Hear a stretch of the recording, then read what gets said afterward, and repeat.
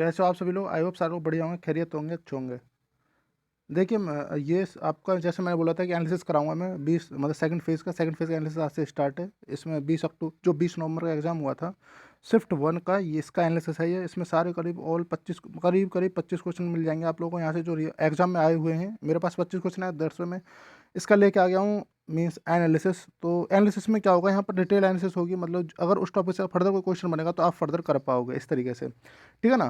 पहली, दूसरी और तीसरी का जो एनालिसिस है आप लोगों को रात को मिल जाएगा, ठीक है, करीब 8 बजे के आसपास, ठीक। और इसका जो पीडीएफ है आप लोगों को टेलीग्राम ग्रुप में शाम तक मैं प्रोवाइड करा दूंगा, वहाँ से ज्वाइन कर सकते हैं टेलीग्राम ग्रुप को। टेलीग्राम ग्रुप को आप डायरेक्टली सर्च भी कर सकते हैं अपना टेलीग्राम एप्लीकेशन में जाकर, या फिर आपको मैं लिंक दे दूँगा, आप वहाँ से डायरेक्टली ज्वाइन कर सकते हैं।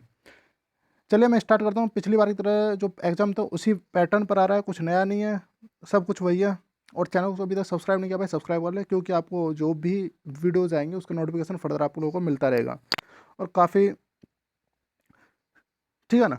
चलिए मैं बताता हूँ आप लोगों को क्या क्या आया है। देखिए काफ़ी क्वेश्चन कुछ देखने को अच्छे अच्छे मिले हैं। देखो पहला क्वेश्चन है, जो पहला क्वेश्चन आया था, एक क्वेश्चन आया है किसका, गोलकनाथ बना पंजाब सरकार का आया है। इसमें क्या बोला गया था कि जो 368 के अधीन, जो आपका 368 क्या है, आपका जो आर्टिकल है अनुच्छेद 368 के अधीन क्या बोला है कि संविधान संशोधन से रिलेटेड है कि अधीन मौलिक अधिकारों को समाप्त या सीमित करने की शक्ति नहीं है। किसके पास? संसद के पास नहीं है, ठीक है ना, संसद के पास ऐसी शक्ति नहीं है, ठीक है ना। इस चीज़ को हटा देना, थोड़ा सा मैं इस चीज़ को उसमें ठीक कर दूंगा, ठीक है ना। उलट दिया गया था, मतलब पहले पूर्व निर्धारित गोलकनाथ बनाम पंजाब सरकार में ये निर्णय लिया गया था कि 368 के तहत आप ये जो मौलिक अधिकार को चेंज नहीं कर सकती संसद, ठीक हो।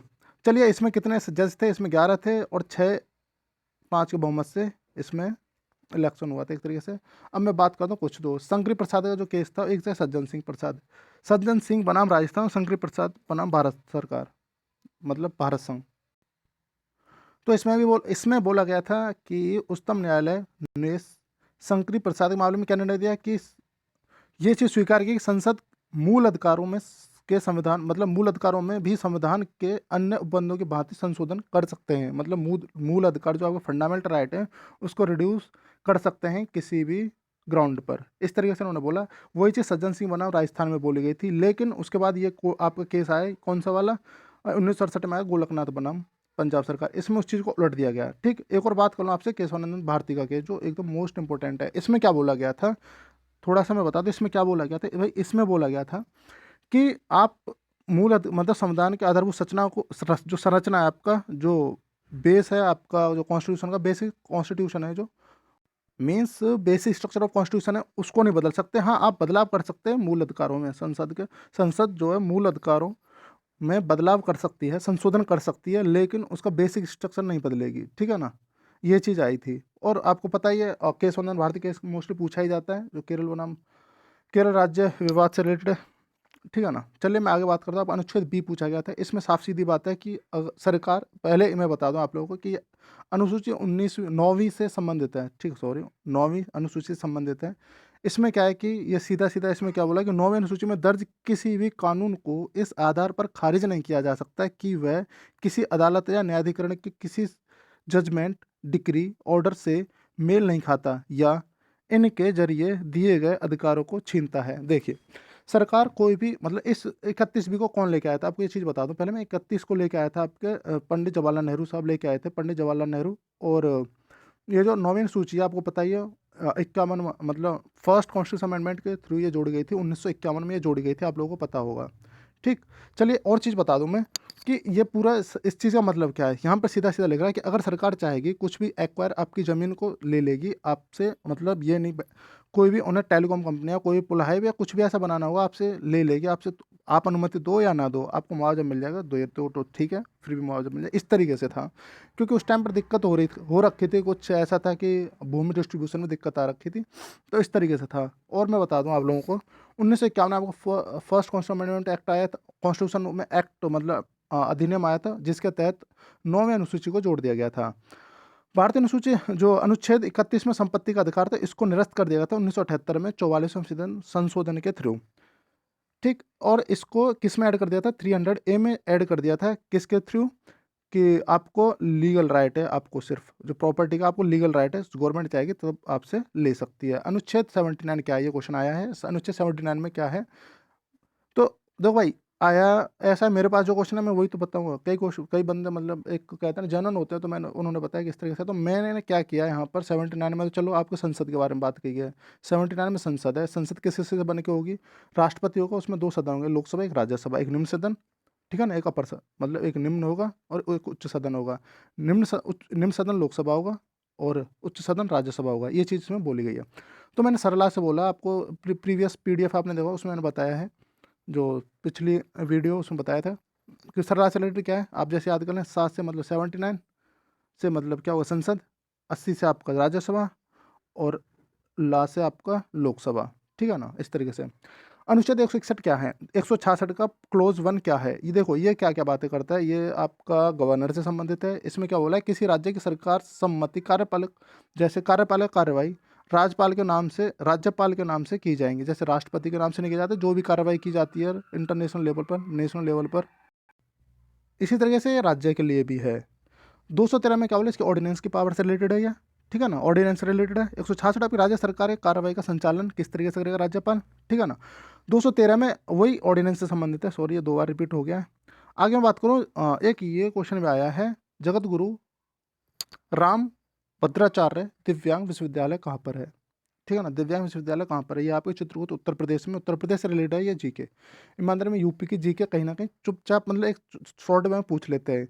राष्ट्रीय मानसिक विकलांग संस्थान कहाँ पर है? सॉरी, राष्ट्रीय विकास, हाँ हो सकता है आपसे नेक्स्ट क्वेश्चन, नेक्स्ट फेज आपको नेक्स्ट शिफ्ट में या फिर नेक्स्ट जो भी आपकी शिफ्ट होगी उसमें ये पूछा जा सकता है, राष्ट्रीय मानसिक विकलांग संस्थान कहाँ पर है और ये कब स्टेब्लिश हुई थी? ये थी 1985 में हुई थी ये, और ये आपकी सिकंदराबाद तेलंगाना में है, ठीक है ना, सिकंदराबाद तेलंगाना में, ये ध्यान रखना, ठीक है ना। दिव्यांग विश्वविद्यालय कहाँ पर है? आपके चित्रकूट उत्तर प्रदेश में है। लेकिन अगर मैं बात करूँ राष्ट्रीय मानसिक विकलांग संस्थान कहाँ पर है, ये आपकी सिकंदराबाद आपकी तेलंगाना में है, ठीक है ना। अब मैं बात करूँ 102 अनुच्छेद किससे संबंधित है? पहले 102 में साफ साफ है इस, ये एक्चुअल में 10वीं अनुसूची से संबंधित है, ठीक है ना। कोई व्यक्ति संसद के किसी सदन का सदस्य होने के लिए मतलब क्वालिफिकेशन होगा, क्वालिफाइड होगा कि नहीं, ये 10वीं अनुसूची ये डिफाइन करेगी। एक्चुअल में उसकी वो नहीं है, एंटी डिफेक्शन से संबंधित है, एंटी डिफेक्शन से संबंधित है ये वाली जो धारा है, सॉरी अनुच्छेद है ये वाला।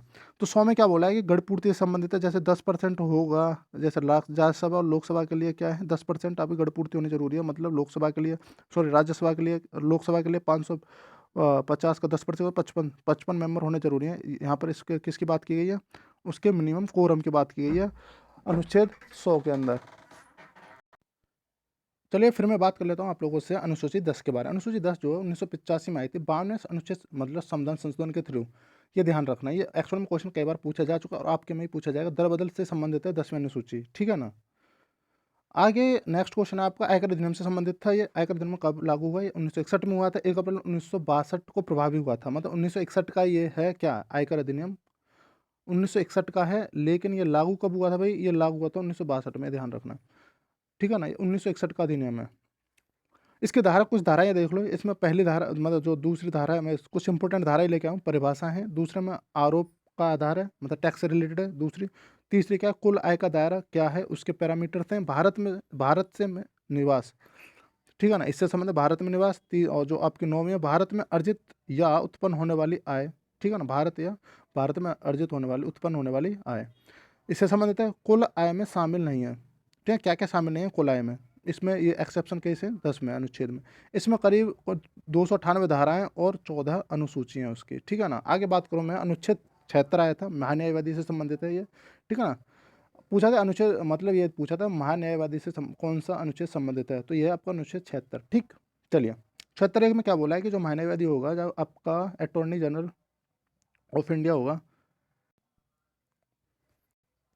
जिसकी नियुक्ति आपके राष्ट्रपति जी करेंगे, ठीक है ना, ये चीज़ बोले, इसकी नियुक्ति राष्ट्रपति का, उच्चतम न्यायालय का न्यायाधीश होने की योग्यता जो रखता होगा उसको, ठीक। वह भारत सरकार का एक कानूनी सलाहकार होगा, मुख्य कानूनी सलाहकार होगा, तथा उच्चतम न्यायालय में या भारत सरकार का प्रमुख वकील होगा, ठीक। संविधान में महान्यायवादी का देखो पद, सीमा एवं हटाने की प्रक्रिया उल्लेखित नहीं है। ये ऐसा पूछा जा सकता है, क्या ये उल्लेखित है कि नहीं है, ठीक है ना, ये इंपॉर्टेंट चीज़ है। और एक और चीज़ इंपॉर्टेंट क्या है कि उसका जो कार्यकाल है वो राष्ट्रपति के पर्यादिस्पद मतलब इच्छा अनुसार होगा, वो जब तक चाहे तब तक रखेंगे उसे महान्यायवादी। प्रेजेंट महान्यायवादी कौन से? प्रेजेंट कौन है? के वेणुगोपाल। और पहले कौन थे आपके? पहले भारत के पहले अटॉर्नी जनरल कौन थे आपके? MC सेटावर्ल्ड, ये ध्यान रखना भाई, पूछा जा सकता है, इंपॉर्टेंट है, MC सेटावर्ल्ड, ठीक है ना, ध्यान रखना इस चीज़ को। उत्तर प्रदेश में कितनी राज्यसभा सीटें हैं, ये तो सिंपल ही पूछा गया था, 31 हैं। लोकसभा में कितनी है, अब मैं आगे थोड़ा एक्स्ट्रा और बता दूं, लोकसभा में कितनी है, 80 हैं, राज्यसभा में 403 है, और आपके और राज्य विधान परिषद में, राज्य विधानसभा में आपकी 403 है, लेकिन राज्य विधान परिषद में 100 हैं टोटल। मतलब कुल डिस्ट्रिक्ट जिले कितने, 75 हैं आपके। 2011 के अनुसार कुल साक्षरता क्या है इसके, 67.7%। ये ध्यान रखना, ये पूछा जा सकता है। मंडल कितने, 18, और क्षेत्रफल की दृष्टि से कितना नंबर है इसका, उत्तर प्रदेश का चौथा है। अगला क्वेश्चन है, पुलिस बल अधिनियम कब लागू हुआ, भाई ये हुआ था 1966 में। एक और क्वेश्चन आया था, बाल निषेध और नियमन, हाँ, अधिनियम कब पारित हुआ, ये हुआ था 1986 में। बाल निषेध से संबंधित कौन सा आर्टिकल है, ये आपका आर्टिकल 23। बता दूं आपको, मानव का दुर्व्यापार और बेगार तथा इसी प्रकार का अन्य बलाश्रम, मतलब बलाश्रम, बच्चों का जो बलाश्रम प्रति सॉरी प्रतिबंध से संबंधित है ये। मैं कुछ और बोलना चाह रहा था, मैं वो चीज़ भूल गया, ठीक है ना। इसमें अगर आप बलात्कार करते हो, कराते हो किसी से, तो आप ये उल्लंघनीय है किसके, संविधान के थ्रू, और मतलब दंडनीय किया जाएगा विधि के अनुसार।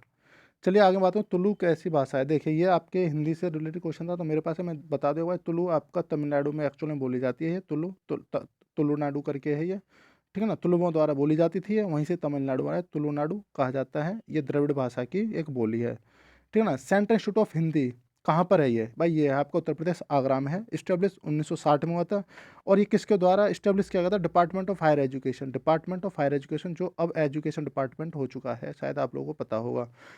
भारतीय सेना का सर्वोच्च कमांडर कौन होता है, ये आपके राष्ट्रपति जो होते हैं सर्वोच्च कमांडर, ठीक है ना। आप इस चीज़ को नोट कर ले, आपको शायद ये पता भी होगा, ठीक है। केस डायरी सीआरपीसी किस धारा से संबंधित है, किस धारा से, आपका ये 172 से। आपके सीआरपीसी से भी क्वेश्चन पूछे जा रहे हैं। केस डायरी एक्चुअल में क्या होती है, किसी भी क्रिमिनल या कोई भी बोलूँ मैं, किसी भी अपराधी से रिलेटेड, उसके से रिलेटेड जब एफआईआर वगैरह दर्ज किया जाता है, एक डायरी प्रिपेयर की जाती है उसके संबंध में, उसी को केस डायरी बोलते हैं। उसका जो डिस्क्रिप्शन है आपको 172 में, प्रत्येक क्रिमिनल जो भी होगा, मतलब प्रत्येक जो अपराधी होगा उससे रिलेटेड एक केस डायरी बनाई जाएगी, ठीक है ना। संसदीय राजभाषा समिति का गठन कब हुआ था, भाई ये हुआ था 1976 में। और एक और चीज़ बता दूं, संसदीय राजभाषा समिति का गठन अधिनियम ये चल रहा था 1963 में, लेकिन इस 1976 में इसका गठन हुआ था, ठीक है ना। संसदीय राजभाषा समिति का गठन राजभाषा अधिनियम 1963 के तहत धारा 4 के अंतर्गत हुआ था। थोड़ा सा इस चीज़ को रिवाइज कर लेना एक बार। जल प्रदूषण, ये आपको अगर मैं बात करूं, जल प्रदूषण नियंत्रण अधिनियम कब लागू हुआ।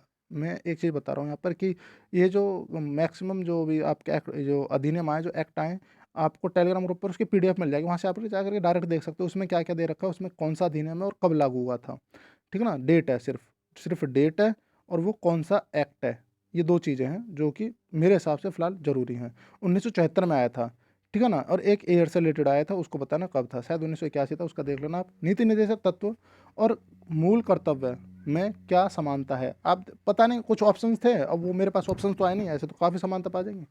चलिए अब एक और क्वेश्चन ये था, अंकटाट से रिलेटेड है, ध्यान रखना। अंकटाट के अनुसार 2021 में भारतीय अर्थव्यवस्था की किस दर से बढ़ेगी, तो 7.2% बढ़ेगी। ये शायद उन्होंने सितंबर में ये इंडेक्स क्या, ये चीज़ रिपोर्ट जारी की थी, ठीक है ना। संयुक्त राष्ट्र व्यापार और विकास सम्मेलन, मतलब United nation conference on trade and development, headquarter इसका कहाँ पर है, जेनेवा स्विट्जरलैंड में है। इस्टेब्लिश 1964 में होता है, ध्यान रखना ये चीज़, ये पूछा जा सकता है आपकी इस्टेब्लिशमेंट कब हुई थी, इसका हेडक्वार्टर कहाँ पर है, ये पूछ सकते हैं। इसका जो महासचिव कौन है, रेबेका ग्रीन्सपैन है। और इसका उद्देश्य क्या है, अंकटाड का उद्देश्य भाई एक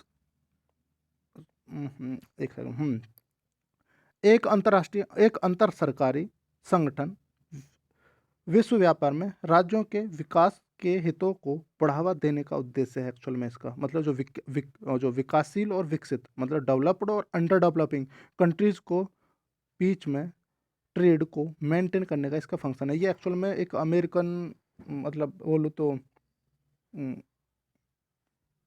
संगठन है, ऑर्गेनाइजेशन है, ठीक है ना।